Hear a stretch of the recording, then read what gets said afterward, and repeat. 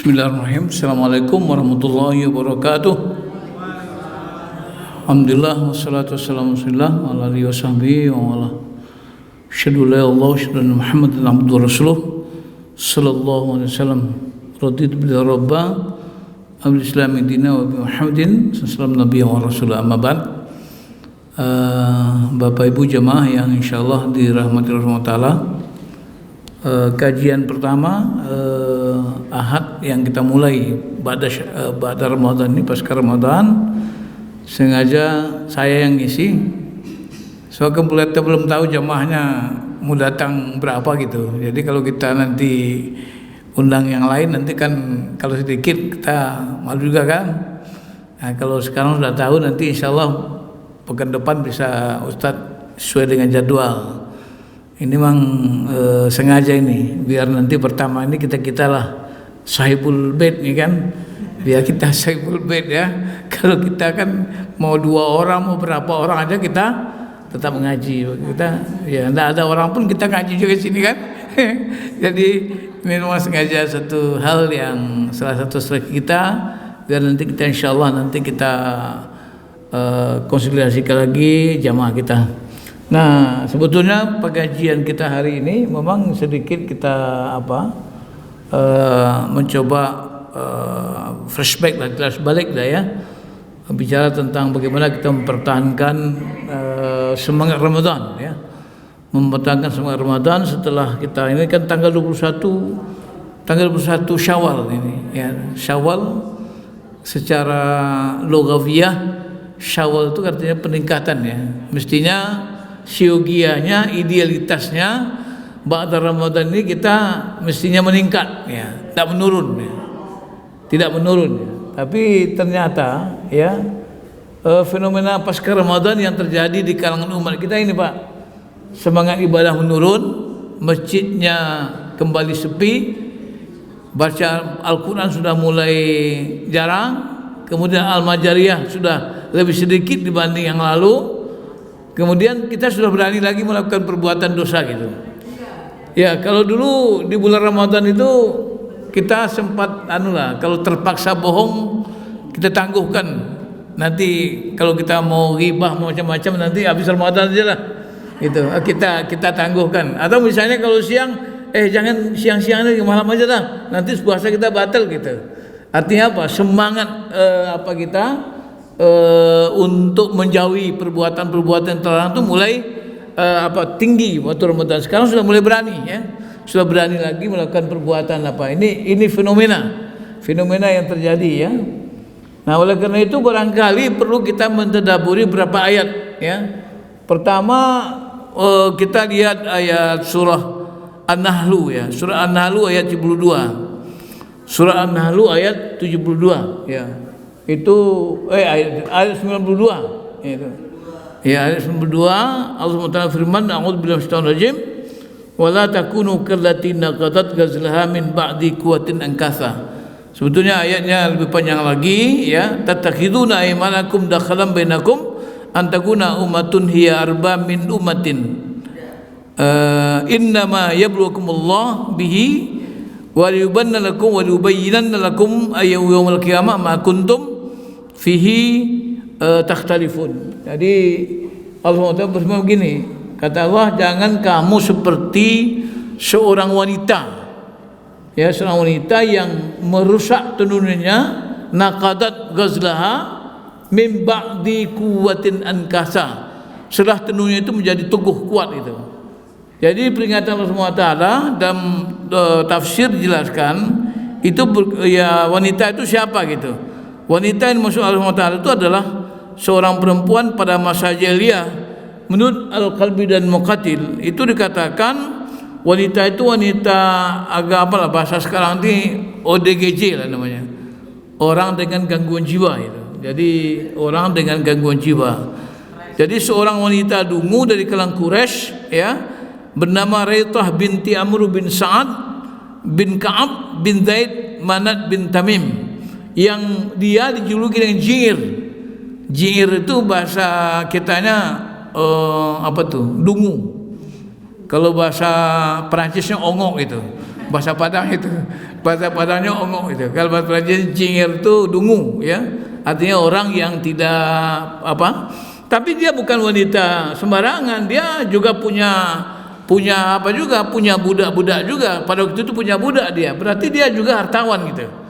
Dia tapi agak terganggu sedikit apanya.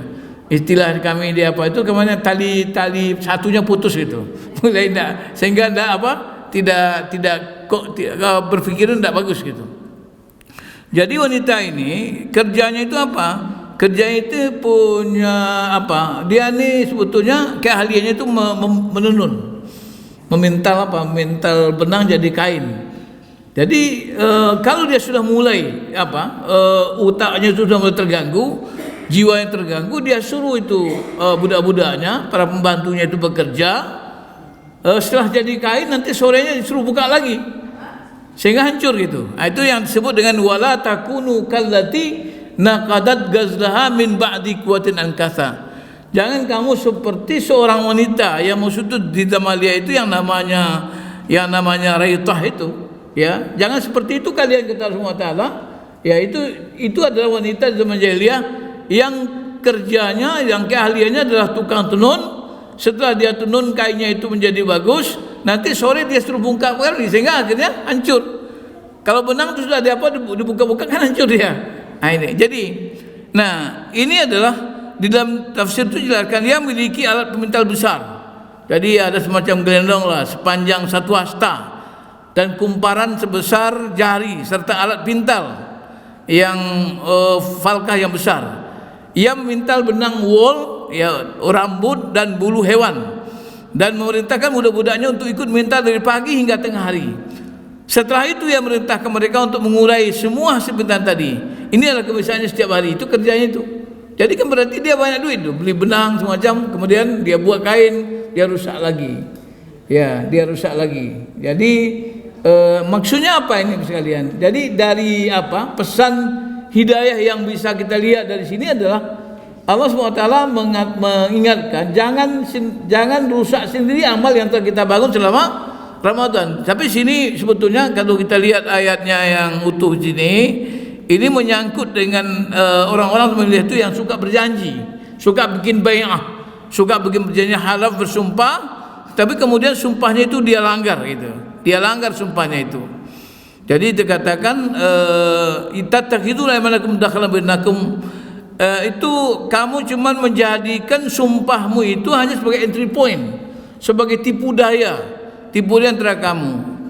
Agar apa? Antakuna umatun, agar kamu menjadi satu umat, ya, karena kamu itu terpengaruh dengan satu golongan, ya, dengan satu golongan yang golongan itu dianggap lebih kuat dibanding dengan golongan yang lain. Ya, hiya arba min umatin, dianggap satu golongan karena ada golongan yang kuat, ya, karena ini golongannya ini kan, yang lainnya kecil-kecil kan, ini besar.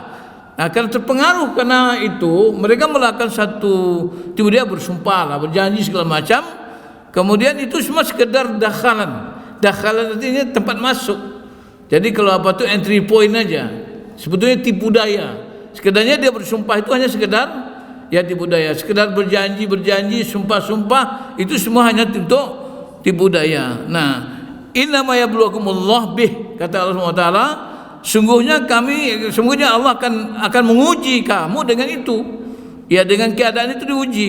Tapi Allah katakan wala yubayyinanna lakum yaumil qiyamah ma kuntum fi takhtalifun. Tapi Allah nanti akan menjelaskan kepada kalian di hari kiamat apa yang kamu persisihkan sekarang. Nah, ini jadi inti pertamanya ini. Jadi ini difahami karena ini termasuk apa? Pemahaman itu jangan sampai kemudian kita melakukan sesuatu yang kita sudah buat komitmen, kita sudah punya janji, kita sudah punya tekad, dan kita sudah bangun satu amal yang bagus, tapi kemudian kita rusak sendiri gitu. Sholat yang tepat waktu kita mulai longgar lagi, kemudian perbuatan-perbuatan yang tidak baik kita lakukan lagi, sehingga semua itu menjadi satu keadaan yang kembali kepada apa? Kepada yang lebih rusak gitu, malah lebih rusak itu. Nah, ini yang kedua. Di sini berarti apa? Bahwa keadaan itu menunjukkan bahwa ini apa? Konsistensi dari bukti iman yang tidak matang. Jadi sebetulnya imannya tidak begitu kuat. Nah, maka oleh karena itu pada pada slide berikutnya kita lihat ya, itu ada kata qaulul hukama. Ini ada yang mengatakan ini Ali, perkataan Ali. Ya, ada mengatakan ini perkataan Ali. Tapi banyak mengatakan ini hanya merupakan qaulul hukama, kata-kata para hukama aja. Apa katanya? Kunu rabbaniyan wala takunu rabbaniyan. Nah, itu. Jadilah kamu menjadi orang yang rabbani, jangan kamu menjadi ramdhani. Rabbani artinya orang yang beribadah karena Allah SWT, bukan beribadah karena Ramadan gitu. Jadi ramdhaniyan itu Ramadan. Jadi beribadah karena Allah, bukan karena Ramadan. Nah, rabbani artinya beribadah karena Allah, istiqomah sepanjang waktu di bulan Ramadan dan di luar Ramadan. Tapi kalau yang ramdhani adalah mereka beribadah karena Ramadan. Ramadan usai semuanya selesai. Ya, buktinya fenomena yang tadi, masjid kembali sepi, kemudian perbuatan jahat kembali banyak sekarang, dan kemudian juga mulai berbohong lagi, mulai fitnah lagi, macam-macam. Yang mulai ghibah lagi. Kenapa? Karena dia beribadah sama-sama Ramadan. Kenapa dia beribadah? Karena Ramadan gitu. Ya, kita ke masjid lah karena Ramadan sekarang ini, pahalanya banyak gitu. Baca Quran apa? Karena Ramadan. Semua itu karena Ramadan. Selesai Ramadan, habis semua. Nah, itu yang dikatakan ramdhaniyan. Kunu rabbani. Yang wala takunu ramdhaniyan. Jadilah hamba-hamba rabbani, jangan hanya ramdhani gitu. Nah, cuman barangkali kita tidak perlu bilang orang lain ya, kita instruksi kita aja, apakah kita ini ramdhani atau rabbani. Misalnya yang paling berat itu kan sholat subuh ya. Sholat subuh itu kan kata Rasulullah, inna asqalas salah sholatus subhi. Jadi sholat yang paling berat itu bagi orang munafik, lil munafikin sholat subuh. Nah, di bulan Ramadan itu hampir rata-rata orang Islam yang berpuasa itu dia sholat subuhnya tepat. Kenapa? Karena dia sahur, kan gitu. Rasulullah mengatakan tasahharu wa inna fisuri barakah. Bersahurlah kamu karena dalam sahur itu ada keberkatan. Apa keberkatan yang paling pertama? Orang yang bangun sahur itu subuhnya terpelihara kan. Dia sahur itu sebelum subuh. Kalau misalnya kalau jam 12 malam itu bukan sahur namanya, itu makan malam namanya itu. Ya, makan malam sebelum tidur ya. Nah, karena yang sahur itu adalah makan setelah tidur, sebelum subuh. Ya, sebelum subuh itu yang katakan sahur.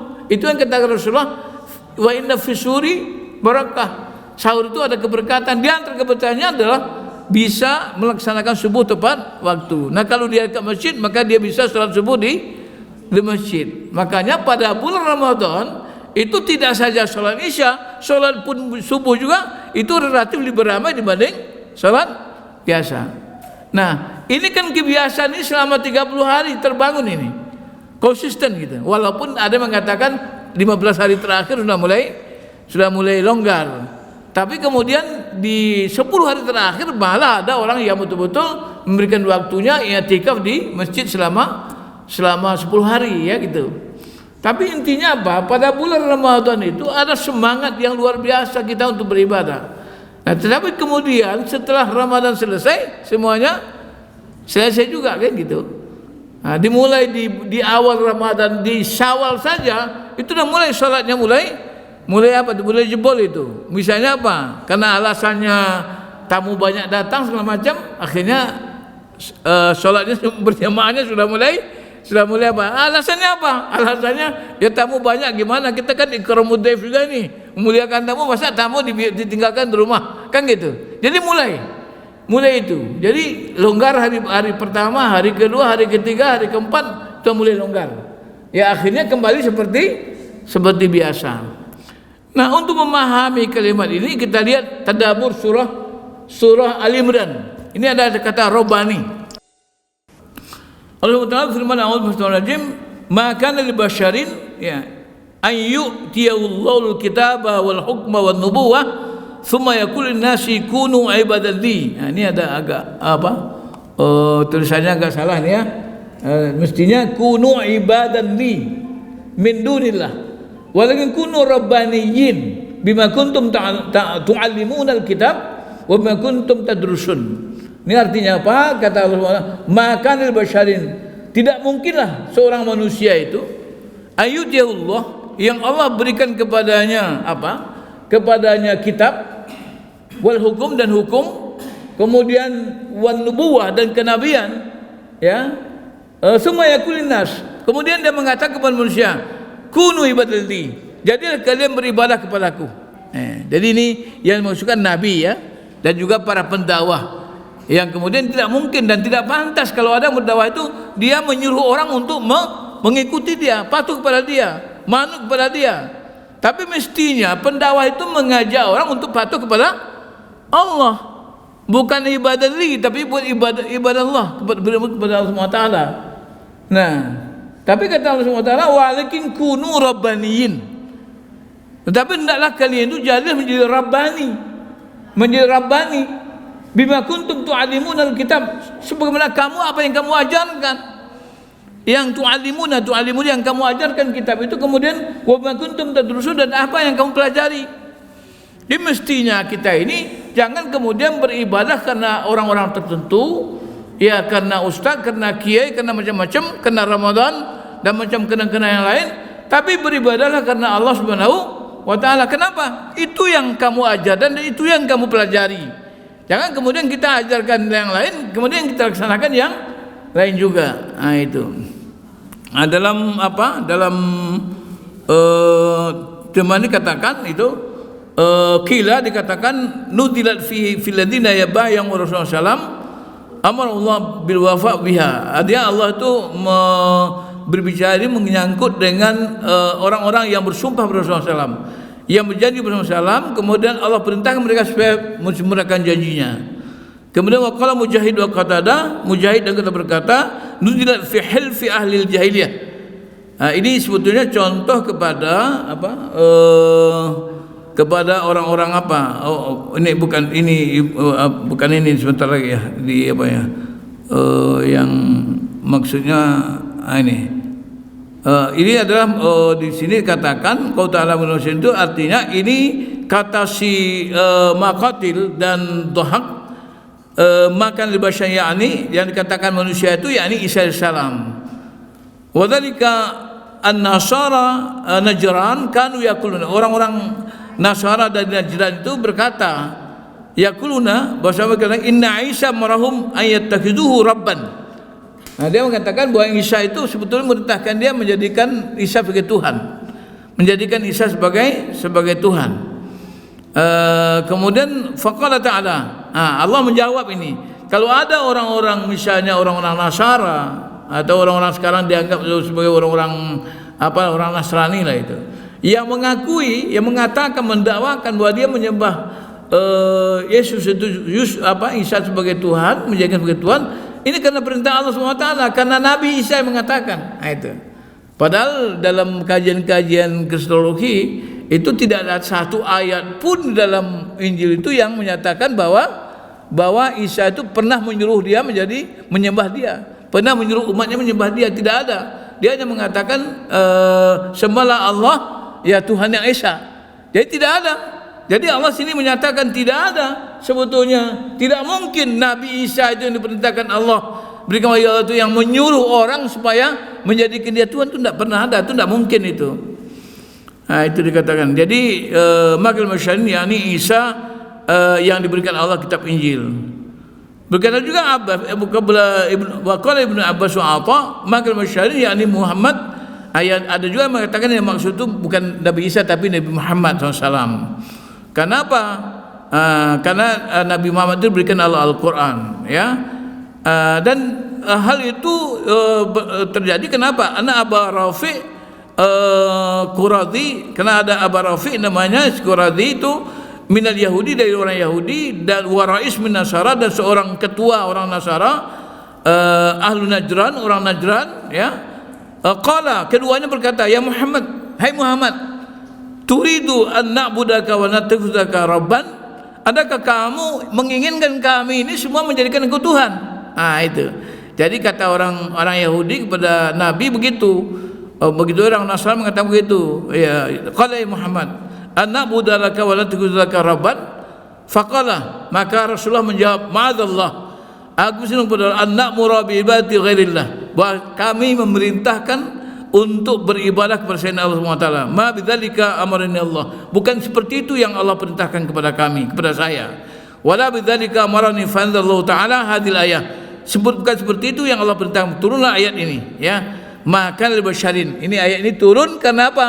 Karena ada orang Yahudi, orang Nasara datang ke Rasulullah SAW untuk menawarkan, apakah kamu ingin jadikan kamu sebagai Tuhan? Ya, begitu orang Yahudi juga ingin. Kata Rasulullah, tidak mungkin. Saya tidak pernah nyuruh itu. Bukan itu maksud saya. Maka turunlah ayat ini yang mengatakan makana liwasaiyatul kitab wal hukmu nubuwah. Ya kullin nas kunu ibadali. Jadi tidak ada nabi-nabi itu yang memerintahkan supaya menyembah dia. Ini juga salah satu pesan hidayah sekalian. Artinya apa? Artinya kita juga tidak boleh menjadikan para ulama, para tokoh-tokoh agama, siapapun dia, mau kiai, mau habis kelapun, menjadi orang yang dilebihkan, yang dihormati berlebihan sampai menjadi Tuhan. Tidak boleh. Ya, tidak boleh itu. Itu yang dikatakan juga dalam Al-Quran itu la taghlu fi dinikum. Kamu jangan gulu dalam agama kamu. Gulu itu apa? Gulu artinya menjadikan nabi, menjadikan para ulama menjadi Tuhan. Makanya Muhammadiyah pada waktu awal itu melarang memasang foto-foto Kiai Ahmad Dahlan di kantor-kantor itu. Tidak boleh pada waktu itu. Kenapa? Ada kekhawatiran pada waktu itu kalau foto-foto Kiai Ahmad Dahlan itu dipajang di rumah-rumah, di kantor-kantor, nanti terjadi apa? Penghormatan yang berlebihan. Kalau enggak dia ini bisa ini kita enggak apa nih. Kalau enggak dia. Tapi kemudian setelah orang-orang Muhammadiyah itu dianggap sudah cerdas, sudah bisa memahami akidah yang benar, akhirnya baru kemudian ya itu dicabut lagi larangan pasang foto itu, ya. Jadi artinya apa? Jadi kita tidak boleh menghormati para tokoh agama itu berlebihan sampai dibasuh kakinya, dicium, diminum airnya, itu udah kebodohannya luar biasa itu, dungu sekali itu, ya kan? Ada tuh, dan kenapa ada? Coba lihat di medsos itu, lihat di TikTok semacam itu, lihat ada tuh ulama yang kemudian kakinya dibasuh, kemudian air basuh kakinya diminum, kemudian jijik sekali kan itu. Kemudian itu alhamdulillah di Muhammadiyah tidak pernah terjadi itu. Kenapa? Karena kita ini udah mulai cerdas kan. Masa air basuh kakinya kiai diminum, dicium-cium kakinya, nggak boleh itu. Itu namanya apa? Namanya gulu namanya. Menghormati ulama, kiai, siapapun dia berlebihan tidak boleh. Nabi Muhammad SAW itu pada suatu waktu dia mengatakan ketika dia datang, ada orang menyambut dia, disambut sambil berdiri. Oh ya, sambil berdiri itu kan menyambut dia itu. Karena Rasulullah SAW berdiri gitu. Kata Rasulullah, la taqumu li qumu lillah. Jangan kalian berdiri karena aku, berilah karena Allah. Nabi Muhammad itu sekalian dan kita tidak pernah sekalian membaca dalam hadis-hadis misalnya seperti ada orang yang bertemu Rasulullah SAW itu nyium tangan, itu tidak ada. Malah ada hadis yang menyatakan Rasulullah SAW pernah mencium tangan seorang pekerja keras. Ketika Rasulullah SAW itu terasa tangan yang keras, lalu cium Rasulullah SAW. Begitu Rasulullah itu cinta kepada orang yang suka bekerja. Karena Rasulullah itu mengatakan bahwa pekerjaan kamu mencari, melakukan usaha-usaha sehingga kamu mendapatkan uang, dengan kamu bekerja itu lebih baik daripada kamu misalnya kamu minta-minta, ya. Sehingga ketika Rasulullah SAW itu datang seorang, pertama Rasulullah bantu, kemudian Rasulullah yang kedua tidak bantu lagi, kemudian dia tanya, apa yang ada di rumahmu? Kemudian ada gitu ya, jual itu, kemudian beli kampak, beli tali. Kamu cari kayu ke hutan, kamu bekerja dengan itu, kamu dapat untung lebih baik daripada kamu meminta-minta dikasih orang atau tidak diberi orang. Nah itu.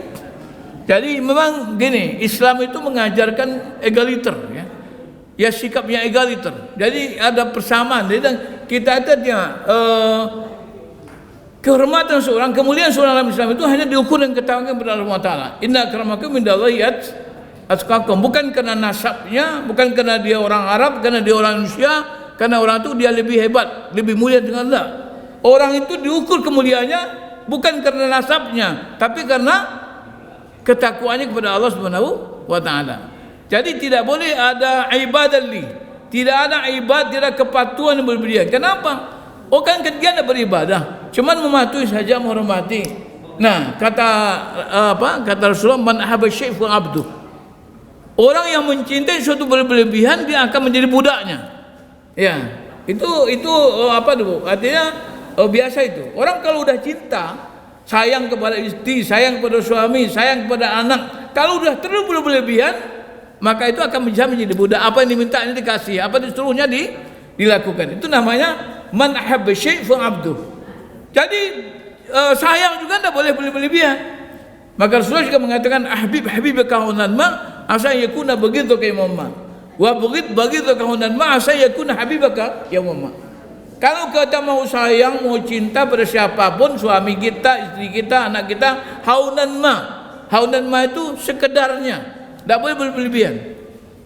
Kenapa? Karena asa yakuna begitu ka imamma. Barangkali satu saat dia akan menjadi orang yang kau benci. Katakan suami istri misalnya, suami istri, wah sayangnya bukan main, tahu-tahu selingkuh suaminya misalnya, akhirnya benci dia kan gitu, bencinya bukan main lagi itu, malah diusir kan, itu, ya, jadi tidak boleh juga, betul-betul suami istri.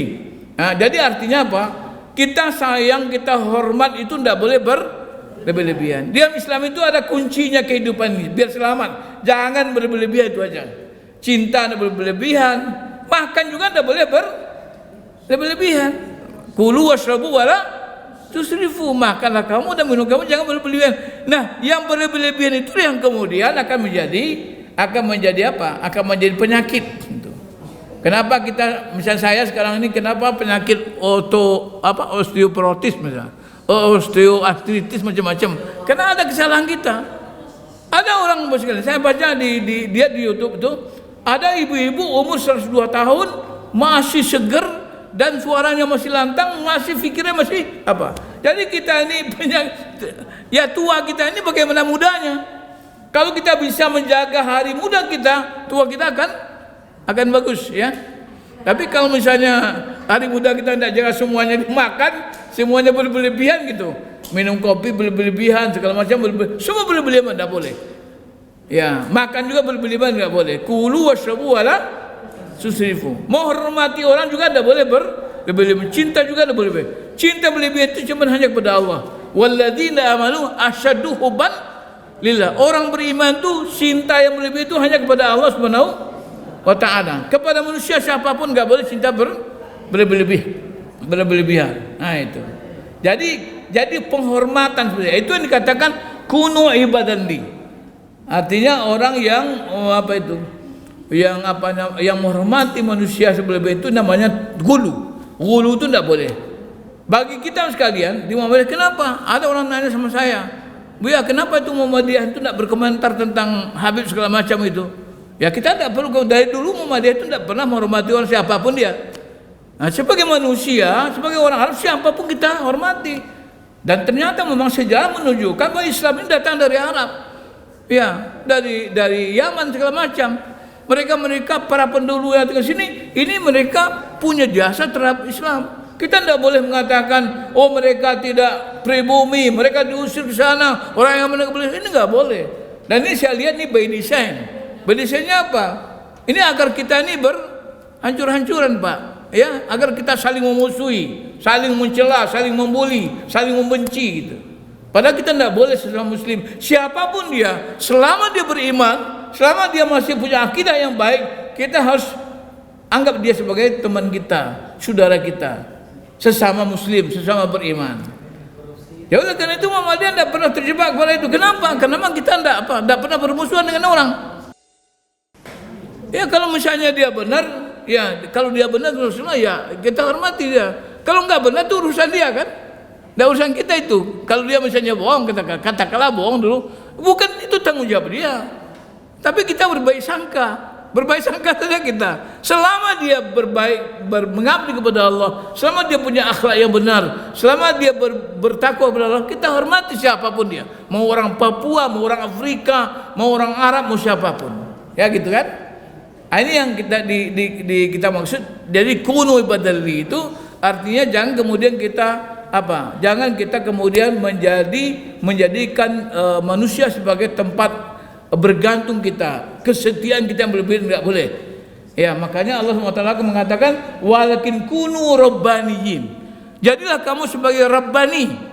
Rabbani itu apa? Orang yang beribadah kepada Allah SWT karena Allah, bukan karena nasab, bukan karena macam-macam, ya, karena Allah SWT.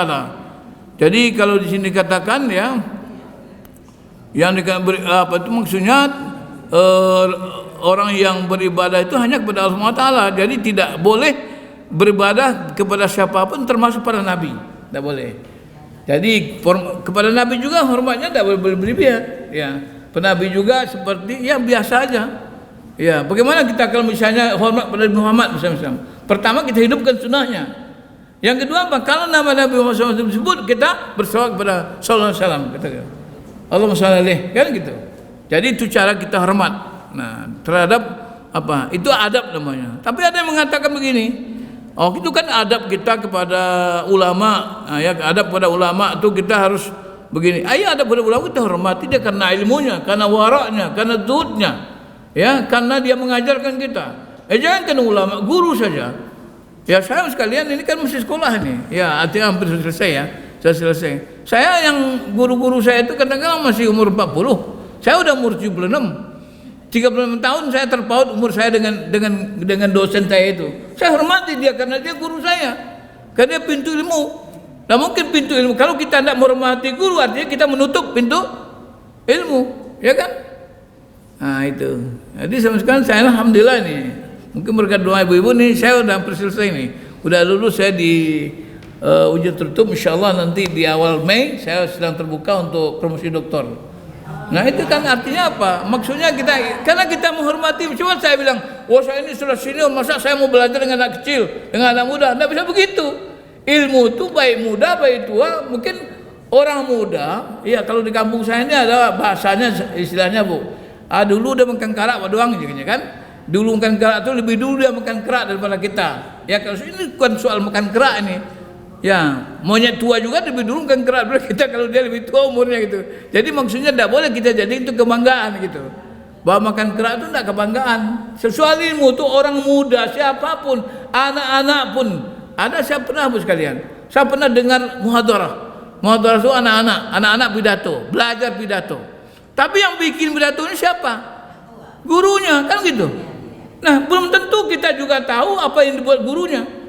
Kadang-kadang kita mendapatkan ilmu dari anak-anak yang berpidato, belajar pidato. Kenapa? Karena yang dia sampaikan belum tahu kita mengerti yang kita baca. Mungkin gurunya sudah baca. Jadi soal ilmu itu kita bisa dari mana saja. Oleh karena itu kita hormati ulama karena ilmunya. Karena dia itu mengajarkan ilmu kepada kita. Jadi mungkin jangan kemudian karena apa? Karena ulama itu nanti akan memberikan syafaat kepada kita nanti di akhirat, tidak ada tuh, ya. Malah dalam Al-Quran juga surah ayat kursi ya, man dzalladzi yashfa'u 'indahu illa bidznih. Siapakah yang bisa memberikan syafaat ya di sisi Allah SWT kecuali dengan izinnya Allah SWT. Kalau Nabi Muhammad SAW ada hadis-hadis yang menyatakan bahwa itu yang memberikan syafaat, itulah karena izin Allah Subhanahu wa taala, ya. Ya, sedangkan apa tuh ada satu ayat mengatakan wattaqu yaumal la tazin nafsun an syai'a wa la yuqbalu minha syafa'ah wa la yukhadhu minha adlun wa la hum yansarun. Takutilah jaga dirimu kepada satu hari yang pada waktu itu ya tidak ada satu diri membalas pada diri yang lain, tidak diterima syafaat, kemudian tidak diterima diambil tebusan dan tidak mereka ditolong. Jadi hari yang Allah katakan itu Pak sekalian, hari kiamat itu tidak ada syafaat, tidak ada pertolongan, tidak ada tebusan, tidak ada. Kalau kita lihat dalam Al-Quran coba lihat itu, Allah yang mengatakan itu, tidak ada syafaat. Tapi kemudian kalau ada hadis-hadis mengatakan syafaat, itu perlu kita lihat. Ya, kalau hadisnya kuat, sahih, mutawatir, itu berarti kita bisa terima. Tapi kalau kemudian itu hadis-hadis yang tidak kuat, itu tidak bisa, karena kalau ta'arud antara Al-Quran dengan hadis, maka hadis harus ditolak. Itu teorinya seperti itu ya. Jadi ketika ada pertentangan, kenapa? Karena Rasulullah SAW tidak mungkin mengatakan sesuatu yang bertentangan dengan Al-Quran. Kenapa? Wa ma yantiqu 'anil hawa in huwa illa wa yuha. Allah Rasulullah itu tidak akan pernah bicara kecuali apa yang diwahyukan Allah kepadanya. Nah, kalau misalnya Rasulullah itu mengatakan dia bisa memberikan sama, berarti ada wahyu-wahyu yang dijelaskan. Rasulullah itu kan penjelas. Jadi kalau Rasulullah menjelaskan sesuatu, ada sesuatu yang dijelaskan Allah dan Rasulullah dari Al-Quran. Ya oleh karena itu kalau selain daripada Rasulullah SAW, ya sementara ini tidak ada satupun yang berikan syafaat. Kalau ada nanti misalnya di tempat saya itu ada orang kalau berbaiat pegang kain kain putih, sana pegang satu, nanti akan dibantu ditolongnya dari akhirat. Malah ada yang mengatakan bahwa dia akan bisa menjamin orang masuk surga. Luar biasa sekalian. Kalau begitu kita buat aja misalnya perusahaan kubur. Ya, perusahaan kubur di mana-mana, di situ buat siapa yang bermakam di sini akan dijamin masuk surga. Laku tuh Pak, ya. Itu laku keras itu. Kenapa masuk surga? Tapi tidak ada satupun orang yang bisa menjamin masuk surga, apalagi ulama, apalagi kiai, apalagi yang macam-macam yang mengatakan nanti dia menjamin masuk surga. Tidak ada itu. Dia sendiri belum tentu masuk surga Allah SWT. Ya, jadi karena itu ayat ini betul-betul kalau kita dalami, kita tadabburi, di antara ini ada tidak boleh kita melakukan penghormatan terhadap seseorang pun, ya apalagi sampai bercinta berlebihan itu kepada siapapun, ya karena itu bisa membawa kita berta'abbud kepada mereka. Karena Allah mengatakan bahwa ibadah itu hanya kepada Allah. Nah, jadi Allah itu mengatakan ya walakin kunu rabbaniin. Jadi kamu sebagai rabbani. Rabbani itu apa? Belajar, mempelajari wahyu, mengajarkan wahyu, dan kemudian hanya beribadah karena Allah Taala, bukan karena Ramadan, bukan karena yang lain. Itu Pak. Ya, jadi, nah ini. Kemudian selanjutnya, ya. Kemudian sebetulnya Rasulullah mengatakan di apa nih? Bukan amal yang banyak akan masuk ke surga. Apa yang kita katakan Allah? Kata Rasulullah, an Aisyah, an Rasulullah SAW, qal saddidu wa qaribu.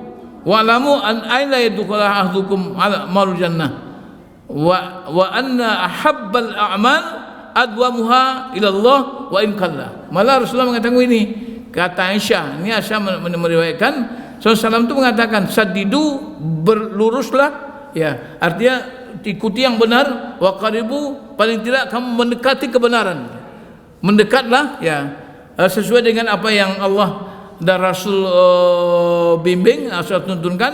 Kemudian wa'lamu, ketahuilah, alla yadkhulu ahadukum amalul jannah. Tidak kamu masuk surga itu bukan karena amal. Jadi bukan amal kita yang kamu masuk surga. Wa anna habbal a'mal, adapun amal yang penting Allah SWT adalah adwamuha, yang dawam. Amal yang konsisten, amal yang istiqomah. Ya. Wa in qalla, sekalipun amal yang sedikit. Karena Allah tidak menuntut kita beramal banyak. Dalam surah Al-Mulk itu Allah mengatakan, alladzi khalaqal mauta wal hayata liyabluwakum ayyukum ahsanu amala. Ya, Allah yang menciptakan mati dan hidup. Kenapa? Allah ingin menguji kamu siapa yang beramal terbaik, bukan terbanyak. Allah tidak menuntut banyak karena Allah tahu kita lemah. Kita disuruh cuma wattaqullah mastata'tum, beramal sesuai dengan kemampuan kita. La yukallifu illa wus'aha. Allah tidak membebani kita kecuali apa yang kita sanggupi. Cuman Allah meminta agar amal kita ini terbaik. Jangan mengamalkan banyak tapi tidak jelas gitu. Ya, tidak ada tuntunan. Jadi menurut kemauan sendiri. Nah, itu yang enggak bagus. Sebanyak apapun tapi kalau tidak jelas. Makanya sering mengatakan standar mutu amal itu ada 3. Ikhlas, kemudian benar, kemudian faham. Walaupun misalnya ikhlas tapi tidak benar, tidak terima juga. Ikhlas benar tapi tidak ngerti juga, tidak dapat. Ya, jadi oleh karena itu ini yang penting kita fahami, bahwa yang memasukkan orang itu pada surga itu bukan amalnya, tetapi ya Allah, yang Allah cintai, yang Allah ridhoi. Maka oleh karena itu sekalian, ya, ibu-ibu, kita di apa tuh nanti dengan puasa itu kita menjadi nafsu mutmainnah, sehingga Allah mengatakan irji'i ila rabbiki radiyatan mardiyah fadkhuli fi ibadi wadkhuli jannati. Ya, hai nafsu-nafsu yang sudah terkendali, yang sudah terlatih. Salah satu instrumen untuk melatih nafsu ini adalah puasa, siam Ramadan. Nah, kalau kita puasa Ramadan kita benar, Allah akan panggil kita, irji'i ila rabbiki radiyatan mardiyah. Kembali kepada Allah ya Allah arah redha, kamu juga diridai Allah SWT. Ya, kita redha kepada Allah, Allah redha kepada kita. Maka kalau sudah begitu, maka fadkhuli fi ibadi, masuklah kalian ke dalam golongan hambaku. Nah, kalau sudah masuk hamba Allah, baru wadkhuli jannati, masuk surga. Tapi kalau belum, kalau masuk hamba setan, hamba macam-macam, tidak bisa masuk surga kita. Nah, di akhirat itu nanti dalam surah Az-Zumar dikatakan, jalan itu dua aja sekalian, rombongan itu dua aja nanti. Wasyaqal ladzina kafaru ila jahannama zumara, wasyaqal ladzina taqaw ila apa? Ila janni wasyaqal ladzina taqaw rabbahum ila jannati zumara. Kalau yang mereka itu yang kafir, mereka digiring, dihalau nanti ke pintu neraka. Hatta idza jauha futiyat abwabuha, ketika dia sudah sampai ke pintu neraka itu, nanti apa yang ditanyakan malaikat kepada dia? Alam ya'tikum rusulum minkum yatluna alaikum ayati rabbikum wa yunzirunakum liqa'a minkum hadza. Bukan pernah enggak sampai kepada kalian dulu, ya, para rasul, para mubaligh, dai, ya, untuk menyampaikan peringatan-peringatan, membacakan ayat Allah, kalau mengingatkan kepada kamu bahwa kita akan bertemu hari ini. Mereka semua jawab qalu bala, mereka jawab benar. Pernah dulu kami ngaji, kami dengarkan semua ceramah, ada rasul datang kepada kami. Nah, tapi waktu itu mereka mengatakan walakin haqqat kalimatul adzabil kafir. Sekarang ini cerita enggak ada lagi. Kalian sudah divonis untuk masuk neraka. Apa ucapan malaikat waktu itu? Qilad khulu abwaab jahannam khalidina fiha. Masuklah kalian ke jahannam, kekal dalam mereka selama-lamanya. Kekal mereka dalam selama-lamanya. Fabi sama sual mutakabbirin, maka sejahat tempat untuk orang yang sombong. Jadi bagi sekalian, saya tidak mengatakan bahwa orang neraka itu nanti tidak bisa pindah. Ada enggak ayat mutasi dalam Quran itu? Tidak pernah ada, ya. Cuman jangan kita berspekulasi. Ya udahlah, kita nanti mungkin masuk neraka 2-3 hari, ya. Seperti orang-orang Yahudi mengatakan tidaklah kamu menyentuh pada kami neraka itu illa ayyaman ma'dudat, kecuali hanya berapa hari saja. Jangan begitu, Pak. 1 hari pun kita masuk neraka di akhirat itu 1000 tahun dan ukuran yang sekarang. Jangan kita mencoba-coba berspekulasi, ya punya harapan lah, saya pun kalau tidak masuk surga langsung, tidak masuk surga langsung, nanti ujung-ujungnya masuk surga juga gitu. Apa benar itu? Dalam Al-Quran itu tidak ada. Tapi bahwa kemudian ada hadis-hadis menjelaskan orang nanti masuk neraka, kemudian dihisab, dibasuh dulu, kemudian setelah selesai baru masuk surga. Ada hadisnya. Tapi dalam Al-Quran dinyatakan bahwa ya orang yang masuk neraka itu kekal, yang masuk surga juga kekal. Dan kita mohon pada Allah jangan sampai masuk neraka dulu, ya. Karena ujung kita apa? Wa qina adzabannar. Jadi Rabbana atina fid hasanah wa fil akhirati qina adzabannar.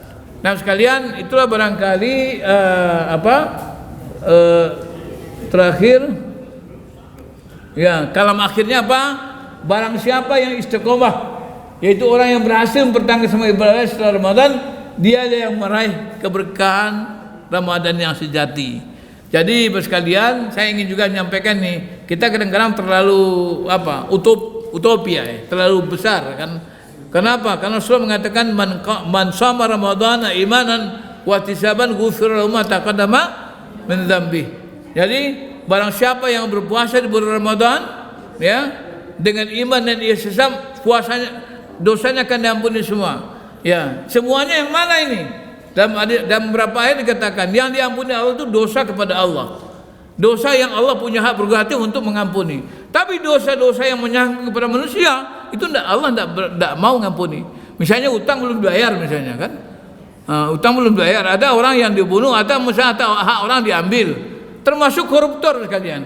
Koruptor itu kan menyengsarakan rakyat itu. Nanti bertanggung jawab itu. Nanti dengan puasa itu habis dosa korupsi, tidak bisa itu. Kalau bisa begitu, korupsi aja kita semua. Biar nanti kita rajin-rajin ke apa kan.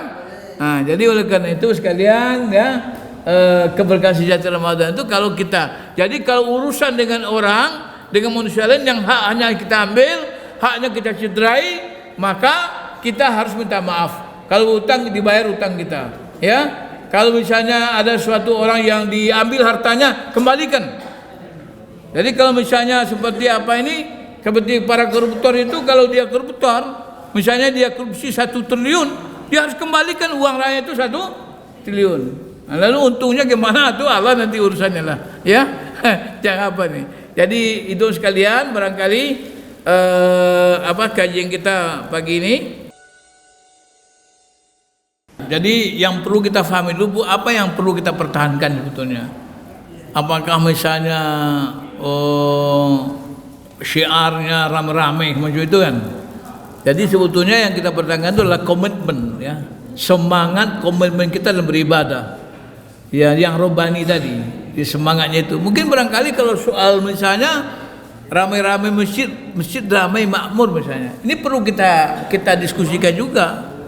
Apakah memang memakmurkan masjid bulan Ramadan seperti itu yang dikehendaki sunnah, kan gitu? Padahal kalau kita mau jujur, ya, sebenarnya di bulan Ramadan itu Rasulullah SAW sendiri itu sholatnya cuma berapa hari, 3 hari di masjid. Kemudian yang sholat malam itu, ya, sholat malam itu juga bukan ba'da isya, itu malam. Rasulullah itu sholat lainnya itu malam, dini hari. Jadi sahabat melihat Rasulullah SAW sholat di masjid, kemudian dia ikut, ya, kemudian besoknya dia lihat masih ikut, dia dibilang sama kawan-kawan, tambah ramai. Akhirnya malam keempatnya Rasulullah tidak tampil lagi. Arti itu yang perlu saya ingatkan, bahwa itu bukan ramainya masjid, bukan itu. Ramai masjid dan bukan pengertian yang bukan artinya tidak kena sunnah. Malah kalau kita mau jujur kepada sekalian, sebetulnya pada bulan Ramadan itu apakah perempuan juga dikehendaki untuk juga berjamaah gitu. Pada Rasulullah SAW itu ketika dikonfirmasi oleh ibu-ibu, salah satu ibu-ibu, mak-mak, ya, waktu itu, ya, kepada Rasulullah itu, ya Rasulullah, kami perempuan ini juga pengen kayak kalian, kayak orang laki-laki, pengen juga berjamaah mendapatkan pahala 7 derajat. Apa kata Rasulullah SAW? Rasulullah itu kan alim itu, saya tahu itu kalian pengen. Tapi kata Rasulullah apa? Salatuki fi hudratiki khairun min salatiki fil masjid, fi masjid qaumi. Salatuki fi masjid qaumi khairun min salatiki fil masjid. Salatmu di rumah, di kamarmu, itu lebih baik daripada kamu salat di masjid kamu. Artinya masjid orang perempuan aja, musala perempuan lah gitu. Musala Aisyah lah gitu, kalau Aisyah aja itu. Kemudian sholatmu di masjid kaummu, kelompokmu perempuan saja, itu lebih baik daripada sholatmu di masjid jami', masjid yang ada laki-laki dan perempuan. Artinya apa sekalian? Artinya ini keadilan syariat ini. Orang perempuan itu banyak misalnya dalam job disknya itu sebetulnya bertanggung jawab dengan misalnya anak-anak segala macam. Nanti kalau misalnya laki-laki saja yang dapat pahala banyak, dengan ke masjid dia punya kesempatan banyak untuk ke masjid dapat 7 derajat, sementara perempuan tidak dapat, itu kan tidak ada keadilan. Tapi Rasulullah mengatakan khairun, sholatmu di kamar masjid lebih baik daripada sholat orang laki-laki di masjid. Artinya apa? Orang perempuan tidak ke masjid sekalipun dia dapat keutamaan yang lebih banyak dibanding kepada laki-laki yang ke masjid gitu. Nah, cuman masalahnya dalam beberapa riwayat dikatakan Rasulullah memang tidak melarang. Ada sahabat yang menyampaikan kepada Rasulullah, ya Rasulullah, istri saya itu pengen juga ke masjid. Ya, enggak apa-apa, Rasulullah bilang. Tapi asal dia bisa menjaga fitnah itu. Satu kali ada yang lalu pada malam itu ditepuk apanya itu, sehingga kaget, akhirnya tidak ke masjid lagi. Artinya apa? Enggak boleh melarang, enggak boleh, suami enggak boleh melarang. Tapi artinya memang harus diperhatikan keamanan segala macamnya, jauh dari fitnah.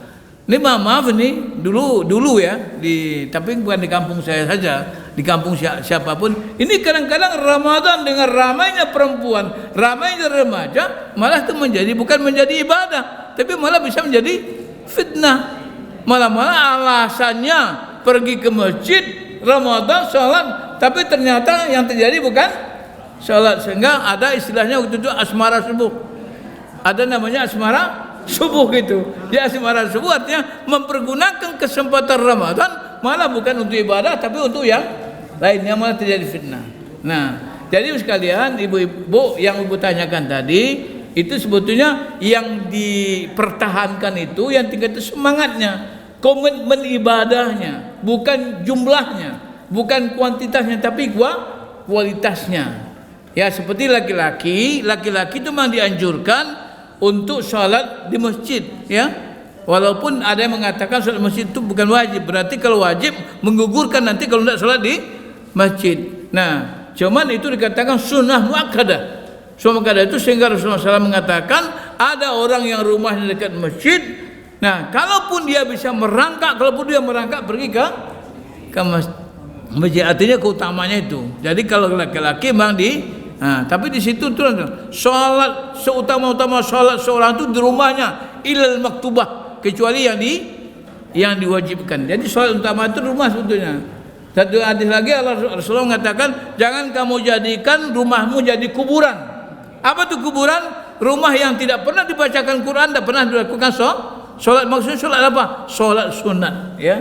Misalnya Rasulullah SAW itu dalam riwayat dikatakan dia sholat sunnah, sholat rawatibnya tidak di masjid, tapi di rumahnya. Setelah dia pulang, dia sunat rawatib di masjid, di rumahnya. Nah, cuman kalau di kantor ini kan kalau pulang dulu kan payah pula, jauh tuh. Kayak Pak Vina kan tinggal di Bekasi, dia sholat rawatib pulang dulu, jangan balik kantor lagi, kan jauh tuh. Nah, tapi mungkin bisa juga, maksudnya itu sholat di sini, nanti sunnahnya di dalam kantor bisa juga, sehingga di kantor bisa juga kita sholat, ya. Tapi sholat wajib jangan di kantor gitu. Ada orang sholat wajib di kantor, dia sholatnya di masjid di sini misalnya. Nah, dia tidak mau ke sini, itu namanya malas gitu, ya. Tidak boleh. Kira gitu. Jadi artinya yang ditingkatkan itu adalah komitmennya, semangatnya, nilainya, bukan seperti tadi, bukan dari segi kuantitas syiar yang kemudian juga enggak jelas apanya itu. Saya tidak mau mengatakan bahwa tidak perlulah ibu-ibu pergi ke masjid tarawih di bulan Ramadan. Memang ada juga keutamaannya, ada kelebihannya apa? Karena di masjid itu ada pengajian, kan? Ada pengajian dan macam-macam, ada interaksi sosial dengan jamaah yang lain, ada keutamaannya. Tapi selama keutamaan itu bisa, misalnya sekarang pengajian tidak perlu juga ke masjid, ya, di rumah juga ada, bisa di setel itu pengajian-pengajian, kan bisa. Jadi artinya apa? Perempuan sebetulnya punya peluang kesempatan lebih besar untuk mendapatkan nilai-nilai yang banyak dalam soal ibadah, walaupun tidak disunahkan untuk pergi ke masjid. Itu Bu. Ya. Oke? Ada yang lain barangkali? Kalau enggak ya selesai, tinggal makan roti. Hah? Ya wajibnya itu ya sebetulnya kalau dari segi hukum sunnah muakkadah. Tapi kalau dari segi sunnah itu sunnah gitu. Jadi sunnah itu di antara sunnah itulah melaksanakan sholat di masjid. Jadi berjamaah itu. Jadi Rasulullah SAW itu dalam hidupnya ada 3 sifat Rasulullah itu yang umum. Pertama di awal waktu, kedua berjamaah, ketiga di masjid. Ya, berjamaah juga tapi tidak di masjid. Nah, jadi yang tinggi utama itu awal waktu, berjamaah dan di masjid. Nah, itu sholat wajib. Tapi kalau sholat sunat itu kecuali sunat yang terkait dengan masjid, misalnya sunnah tahiyatul masjid, itu harus di masjid, jangan di rumah. Kalau di rumah itu tidak sunnah tahiyatul masjid namanya, sunnah tahiyatul bait namanya kan. Ya, itu. Oke, ada yang lain?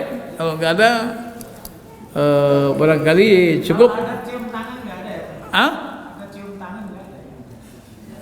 Ya, cium tangan siapa? Iya, di dalam akhlak Islam itu nggak ada. Ya, cuman adab itu kan menyangkut budaya, itu kultur. Nah, selama itu tidak dilarang boleh, gitu. Ya. Jadi dalam soal-soal yang menyangkut dengan hal-hal yang ada, itu ada keadaannya mengatakan al aslu fi ada al afu. Hukum asal daripada ada itulah dimaafkan. Selama dia tidak melakukan hal yang berlebihan itu dimaafkan. Ya. Malah ada satu hal yang mengatakan juga al aslu fi asya'i ibahah hatta ata dalilu al tahrimi.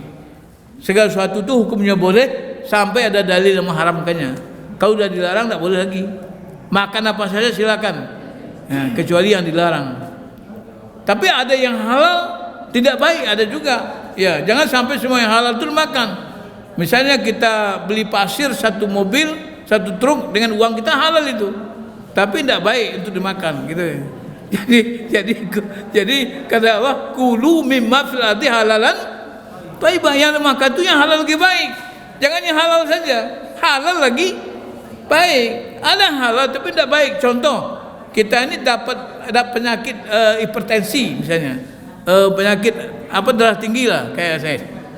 Lalu kita makan kambing, makan ini, makan itu, semua dimakan misalnya. Itu halal, tapi belum tentu baik untuk kita. Jadi ada halalan thayyibah. Nah, itu. Kayak sayur misalnya halal, tapi kalau sayurnya sudah terkontaminasi dengan pestisida, dengan racun, haram jadinya, tidak baik. Kenapa?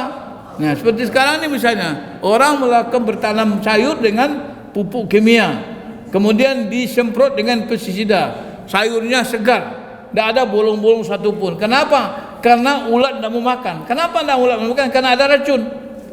Nah, ibu-ibu suka itu sayur yang mulus, tidak ada ulatnya. Padahal ulat itu, bolong itu menjadikan bahwa itu tidak ada racunnya.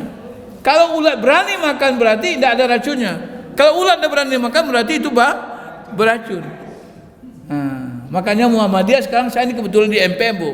Saya MPM, Majelis Pemuda Masyarakat, kami sudah panen raya di Pangalengan. Kita membuat satu kebun sayur yang bebas bebas toksin, bebas racun. Kenapa? Karena memakan yang halal lebih baik, perintah itu juga meniscayakan harus menanam sayur yang halal.